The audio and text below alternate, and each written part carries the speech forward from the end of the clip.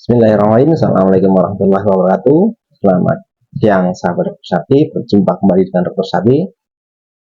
Mudah-mudahan puasa kita lancar hari ini sampai akhir Ramadan. Kita bisa mendapatkan banyak keberkahan di bulan Ramadan ini. Sahabat semuanya, pagi ini saya akan menyampaikan terkait penggemukan sapi. Nah, kalau kemarin-kemarin saya membahas sedikit tentang pakan segala macam, saya hari ini akan membahas juga tentang beberapa hal yang lain. Nah, sahabat semuanya, penggemukan itu atau ternak-ternak produktif itu kalau kita review lagi, ini dipengaruhi oleh beberapa faktor. Yang pertama tentu faktor genetik. Genetik walaupun 30% tapi peranannya sangat penting. Setelah itu manajemen itu sudah 70%. Nutrisi, pemeliharaan, kemudian penyakit segala macam. Yang pertama genetik. Sapi yang memiliki genetik yang bagus untuk mengemukan adalah sapi-sapi yang memang secara genetik dia unggul. Kalau kita kenal sapi-sapi dari breednya, itu sapi-sapi Brahman Cross, Brahman Cross, ada di Dragmaster, Hereford, kemudian ada sapi-sapi yang sekarang keren adalah Belgian, yaitu Belgian Blue. Belgian Blue itu saya pelihara sendiri juga, ADG-nya bagus, ototnya double yang double sekali itu. Kemudian si metalimosin yang kita ada, itu genetik breednya yang memang punya genetik unggul untuk mengemukan. Karena biasanya breed tersebut adalah breed yang memang memiliki nafsu makan yang bagus, yang dikonversi menjadi daging yang bagus. Nah, salah satu cirinya sapi yang bagus untuk mengemukan adalah dia memiliki nafsu makan yang bagus. Jadi memang ketika memang ada kita menggunakan hari mengemukan, ya ketika punya sapi yang memiliki nafsu makan yang bagus, itu sudah menjadi potensi tersendiri, potensi yang luar biasa. Nggak boleh direm ya.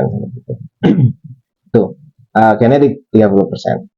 Tapi kalau sebaik apapun yang 70% yang manajemen, yang pakan segala macam, tapi genetiknya kurang bagus, ya contoh ya sapi-sapi PO itu nafsu makannya nggak sebagus yang kalau diberikan konsentrasi segala macam, sehingga mungkin pertumbuhan badan hariannya tidak begitu tinggi seperti sapi-sapi yang large breed ya, seperti itu, breed besar seperti itu. Nah, itu saya pernah importasi sapi itu datang kalau nggak salah 2.000 atau 3.000 itu dari Australia, sapi-sapi yang short-tone, sapi-sapi yang bulunya panjang-panjang dan biasa hidup di daerah dingin. Sampai di Bogor di Bogor tempatnya itu agak panas, cukup panas, sehingga adaptasinya susah banget. Sampai 2 minggu sampai 1 bulan itu asupan bahan keringnya itu tidak lebih dari 1,9, rata-rata 1,6, 1,7, yang mana dengan asupan bahan kering segitu itu ADG-nya pasti rendah banget. Nah, itu makanya udah kerugian udah bisa pastikan, rugi waktu, rugi biaya kan, seperti itu saja. Nah, itu jadi breed itu menjadi penting. Kedua, pasti pakan itu tergantung juga dengan beberapa macam asumsi bahwa ketika memang yang dimakan adalah yang berkualitas, maka keluarnya adalah sesuatu yang berkualitas, daging, susu, itu in first out. Kemudian sebaliknya, kalau yang dimakan adalah sampah, yang dikeluarkan adalah sampah juga. Kita memberikan pakan kualitas yang buruk, maka keluarnya adalah kotoran, bukan keluar daging, sahabat semuanya. Nah, seperti itu. Jadi sahabat semuanya, penting. Kemudian manajemen penyakit, makan oke, pakannya yang diberikan juga oke. Tapi ketika memang kita tidak bisa mengantisipasi penyakit, salah satunya kena PMK saja contohnya, ngedrop berapa hari, ya udah, yang kita usahakan beberapa bulan ya akan turun jauh. Seperti itu manajemen dan pemeliharaan dan juga pencegahan penanganan penyakit. Nah, kemudian ketika kita memilih juga di lapangan, kalau untuk tujuan pengemukan ya cari yang jangan terlalu gemuk. Iya cukup kurus tapi sehat. Atau jangan memilih sapi yang sudah masuk fase penggemukan. Karena apa? Ada namanya golden moment. Jadi sapi-sapi yang sudah masuk fase penggemukan itu startnya sudah intensif, itu biasanya puncak produksinya akan tercapai, puncak produksinya itu di 60 sampai 90 hari.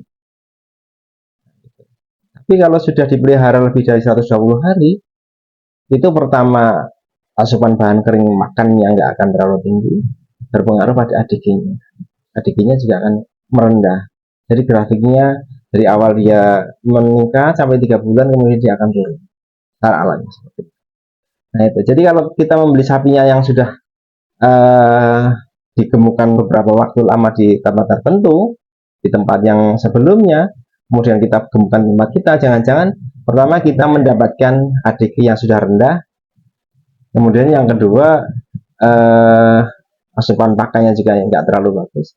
Yang ketiga yang lebih parah adalah dia sudah tidak terfokus untuk membentuk daging, tapi sudah menjadi penimbunan lemak. Nah ini bahaya. Hanya penting jika kita untuk melihat kalau kita memilih di pasar. Kalau sapi-sapi yang memang kering, sapi Sumba Ungu, itu di sana memang tidak ada penggemukan contoh itu. Jadi begitu masuk ke fase penggemukan kita udah langsung start cepat. Itu juga dengan sapi Brahman bisa dilepas itu cepat banget. Tapi kalau kita beli sapi Brahman atau sapi Simita Limosin yang memang sudah ditemukan di tempat tertentu sudah dalam lebih dari 3 bulan 4 bulan, di tempat kita tinggal pembentukan lemak, jadi bukan pembentukan karkas. Nah ini itu tadi beberapa hal. Kemudian yang lebih penting adalah kalau kita memilih sudah semuanya tadi sudah kita pilih, sapi yang nafsu makannya bagus, yang usia produktif, yang memang baru start ke penggemukan, itu baru kita bisa memainkan. Nah, ada beberapa fase-fase tentang penggemukan ini. Saya ambil 2 atau 3 contoh dengan berat badan tertentu. Sapi dengan berat badan 300, kemudian 400, dengan yang berat 500. Sapi berat 300, sahabat semuanya, ini semuanya tidak jauh-jauh dari asupan bahan. Di mana fase penggemukan, memang dari awal kita rumputnya, persentase rumputnya cukup banyak. Kemudian akan turun secara menuju ke penjualan. Contoh kalau 4 bulan pengembangan seperti itu, pengembangan 4 bulan, maka di awal rumputnya banyak, kemudian semakin lama semakin turun, konsentratnya dari awal sedikit, semakin lama semakin banyak, dan seperti itu, sehingga asupan bahan keringnya tercukupi. Nah, sahabat semuanya, ini contoh yang bobot 350, kita bisa menghendaki, contoh, kalau bobot 350 dikasihkan hijauan saja, ini contoh 100% hijauan dengan 55,3, keringnya 5,3 dikalikan 100 per 25 artinya 22 kilo, tapi bobot 350 diberikan 22 kilo rumput, ini pertumbuhannya sedikit, hanya untuk bertahan hidup saja 0,0 gitu. Tetapi ketika imbangan hijauannya dirubah menjadi 45 sampai 55%, ini maka terjadi ADG 0,9. Nah, kalau kita menghendaki ADG 1,4, maka asupan bahan keringnya 2,3%, kalikan berat badan, atau 8,2 itu dalam bahan kering. Imbangan hijauannya adalah 15% hijauannya, konsentratnya 85%. Dan, nah ini harus hati-hati juga. Kalau 15% tadi hijauannya nanti dikhawatirkan apa? Dikhawatirkan kalau nggak terlalu imbang maka terjadi asidosis. Nah disitulah peran namanya buffer. Sodium bikarbonat dalam konsentrat segala macam itu bisa mengurangi risiko terjadinya asidosis. Dan memang diharapkan di akhir-akhir pengemukan atau periode finisher ini sapi diberikan pakan yang tidak terlalu banyak rumput supaya perutnya tidak gede dan sebagainya. tapi dagingnya yang matang, dagingnya yang padat. Nah, begitu. Begitu juga dengan yang bobot 400. Kalau kita pengen dari awal ya oke, persentase rumputnya 100% awal 3 hari seperti itu. Kemudian masuk mulai ke kurangi rumputnya sampai terakhir 15% dalam bahan kering itu rumput. Nah, kita hitung coba kalau yang eh, bobotnya, kita mencoba yang bobotnya 500, yang 400 coba sahabat semua. Yang bobot 400 pengen ADG 1,4, artinya butuh asupan bahan kering dry matter index ini 2,2%, 9,8 kg gitu.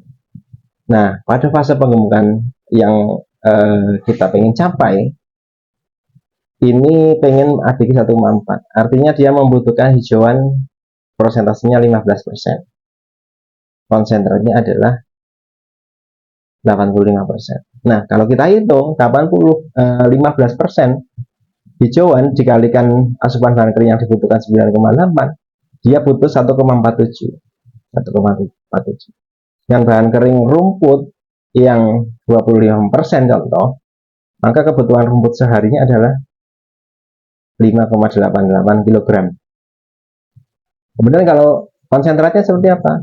Konsentratnya adalah 85% dikalikan kebutuhan secara umum tadi bahan kering 9,8, temunya 8,33. Kalau konsentrat yang kita buat bahan keringnya 86%, artinya kebutuhan rumput, kebutuhan konsentratnya dalam bentuk segar itu adalah 8,33 dikalikan 100 per 86, ketemunya 9,69 kg.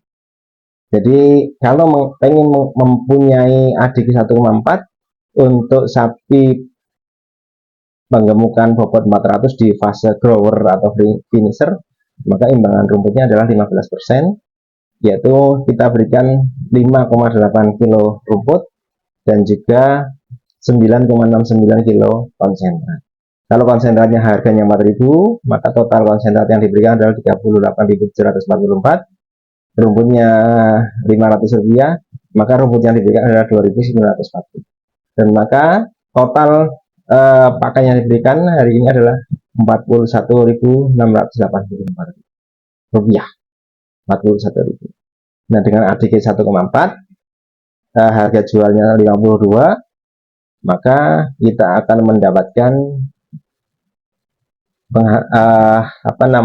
penjualan 1,4 kalikan 52. Nah, jadi sekitar 73.000. Dikurangkan dengan feed cost tadi 41.000, maka kita masih menghasilkan sekitar 30.000 rupiah. Nah, hitungannya seperti itu sahabat semuanya. Nah, kembali memilih sapi untuk mengemukan harus benar-benar hati-hati, harus benar-benar paham dari berat badannya, dari breednya tadi, genetiknya, masuk fase pengemukan apa belum, kan seperti itu, harus benar-benar paham. Dan juga pengamatan sehari-hari terkait dengan kotorannya.